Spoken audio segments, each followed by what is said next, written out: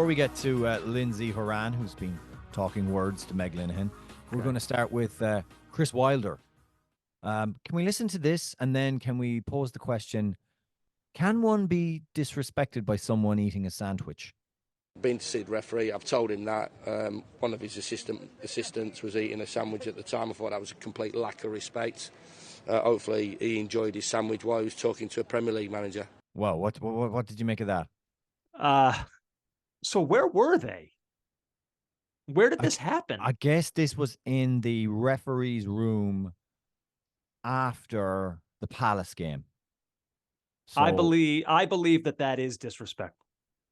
That the assistant... if you are having an argument of some sort or a intense conversation of some sort, put the sandwich down. Engage in the argument. I believe that would, if that were me in Chris Wilder's shoes, I would feel disrespected. I would feel a little wound up by that as well. That's weird. That's weird to me. You shouldn't be eating during a conversation like that. No. Unless you're out to dinner together. Right. But they weren't. It's gone into the referee's room, and likely the referees are already, they're maybe they didn't know he was coming. They're already but now he's there. He's there now. Put the sandwich down. It seems, yeah. I mean, he's bottom of the table. The team's under a lot of pressure. They've just lost a close one. I suppose he's going to get wound up if you're there eating a sandwich. You're the assistant referee eating a sandwich into his face. I mean, this is not without precedent. One of my favorite scenes in Curb Your Enthusiasm, Larry is trying to apologize. He was disrespectful in some way, and he didn't realize it, but it was brought to his attention that he disrespected someone. So he called them to apologize. And while he's apologizing, he's eating pistachios. He's cracking shells and throwing pistachio in his mouth during his apology. And the apology, I believe, I'm trying to remember, but I think it was not accepted. It was not accepted because you can't eat food during an apology. And I kind of see that. Yeah. It sounds a little like you're not serious about your apology. I'm thinking of it now. If you came to me in a moment, now, if you were angry at me and I started eating a sandwich, I definitely think you'd be like, Put the effing sandwich down. What are you doing? And now I'm starting to think of what grade of sandwich would inflict the most amount of ire and annoyance on you. I'm thinking if I had a massive chicken parm that's just like dripping everywhere on my fingers. And you're licking your fingers. Yeah. With sauce on your chest. Oh yeah. Or if you came to me and you're not angry with me, but you came to me and something bad was happening in your life and you had to tell somebody something, and I started eating spaghetti. Yeah. Disrespectful. Oh, hang on. Let me just eat this hot dog while you share your feelings and pour your deepest thoughts with me. Yeah, it is disrespectful. You can't have food in a crisis situation like that. In a tense situation, food does not provide levity. You shouldn't do it. We're Team Wilder on this. Yeah, we are. So that was the thing I wanted to. And listen, //Caught Offside pod, if the animals have a view on this. And by the way, if you have ever a story about disrespecting someone through the medium of food, I'd love to hear it. As long as it's tasteful, not anything weird. JJ, I should tell you, I did. I just watched Phil Babb. Oh, you did? I did. Oh, it's. I mean, it's. I don't mean to laugh. Like it's how I deal with these things. It's horrifying. Possibly burst a testicle in that, right? Pop one. Oh. Do we know what happened? We need a follow up on this. Do we know if he was okay afterwards? I think. Yeah, okay. I need more. I can't remember. I don't think he even came off in the game. Okay. Yeah. Because he was tended to. Oh, you need a lot of. How do you tend to that region when it's just crashed into something? It's like even touching. There's no touching that can be done there. It's going to be very, very tender after that. Just got to walk it off, I guess. I don't know. I mean, yeah. Oh, I did get a wet. I'll tell you what's almost as bad as that. Actually, nothing's as bad as that. But a wet, cold soccer ball between the legs makes contact with either the tip or just the general gonad area. Oh, Jesus. All right. Awful. It'll give you a pain right up into your stomach. Understood. Anyway, there's no easy transition to this, but Lindsey Horan of the U.S. women's national team was talking to the Athletics' Meg Linehan, and it's here's some quotes from it anyway. So I would like to start with the most American thing you could possibly say, and then a little bit of American disrespect. Uh-oh. Don't worry. There's no Meg Linehan didn't start eating a sandwich when Lindsey Horan was talking to her. So here's the first part. Could there be a more American quote in the world? Not sure. This is Lindsey Horan. Then you have the mentality aspect on top of it. She's talking about the U.S. women's national team squad, where if the football is not going well, we know that we can freaking go. We have players on the field that are faster, stronger, capable, in behind, and we're going to gut it out, right? The world is going to be very fearful. So should I comment on these things one at a time? Right, take that one first. So that's her talking up.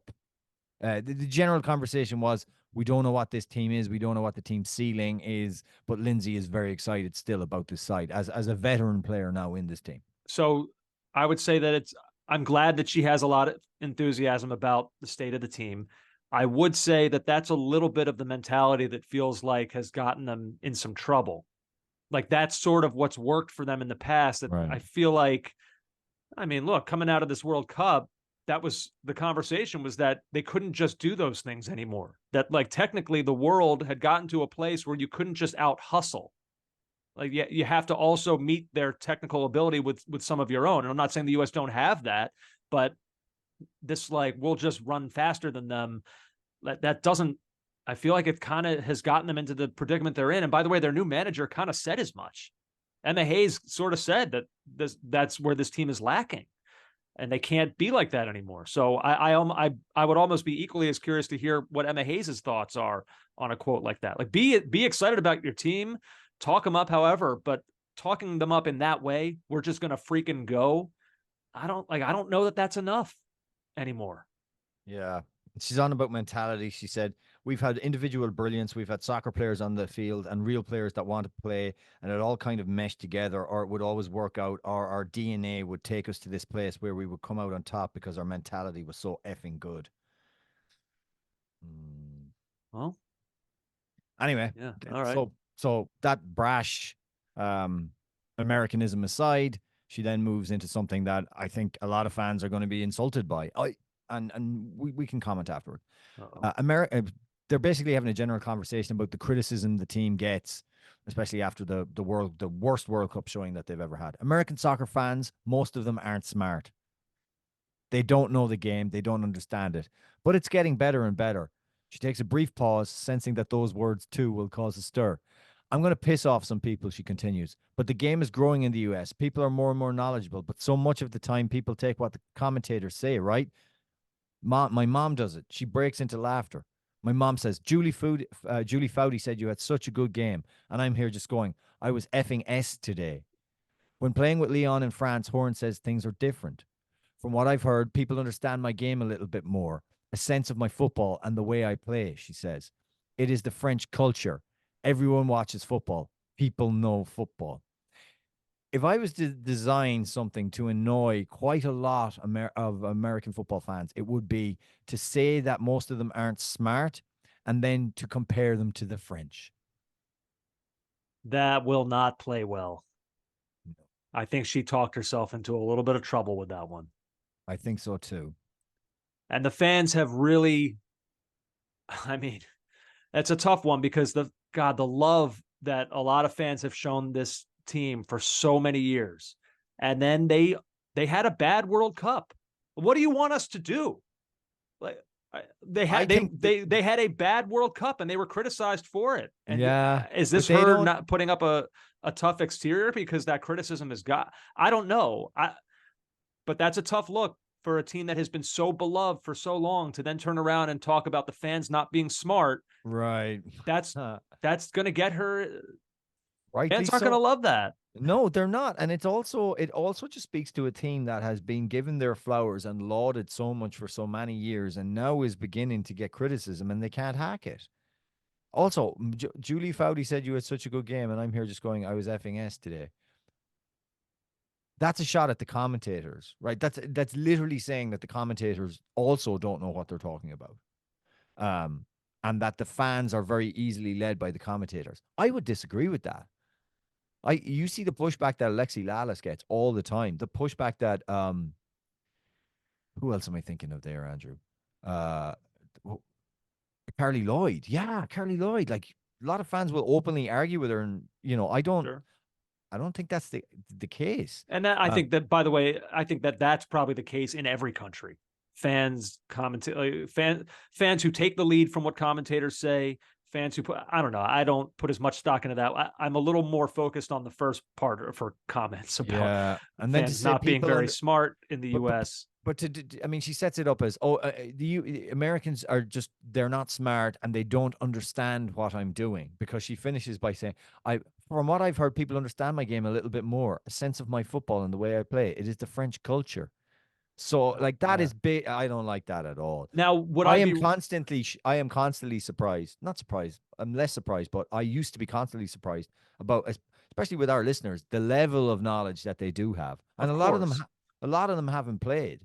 No, of course. Obviously, there are people who are brilliant soccer minds in this country. There are. Yeah, but now, a guy sat on their sofa and they know what they're talking about.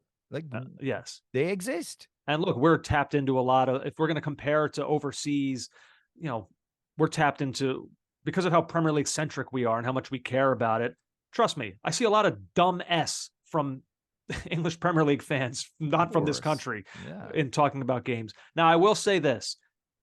She could have and should have found a much gentler way of saying that. She's not entirely wrong. I mean, the football culture here in the United States is much younger than that of parts of that in Europe. And so there's still probably some learning to go on here for a lot of American fans. So agree. There's a way she could have said it. Also, there's another thing at play here. I think that the regular hardcore soccer watcher in the US does know their stuff, and they're not dumb. They are smart. But when the women's national team play, you hoover up a ton of people who don't regularly watch the game, but have access to Twitter and will say things and will be led by the commentators. Okay. But like, you can't just generalize about a fan base in the way that she has. Most of them aren't smart. I would disagree with that strongly. Yeah. Well, I don't know. I mean, for a team that for a few years, and I know it has been seized by people on the right, people on Fox, and Outkick the coverage, and all those who love to kind of tell us how arrogant this team are. These quotes don't help in pushing against that. And I know those guys have got their agendas. I know they do. And we've heard from them enough. But like, saying this stuff just doesn't help your cause. Don't want to put a wedge between you and your fans. I don't know who that serves. How have I only just seen this article? Like, let me see when it came out. I mean, I think It came out 3 hours ago. Yeah, this only just happened. Right. So I'm trying to gauge the response on X. I'm sure it'll be measured. You've been listening to the Caught Offside Soccer Podcast.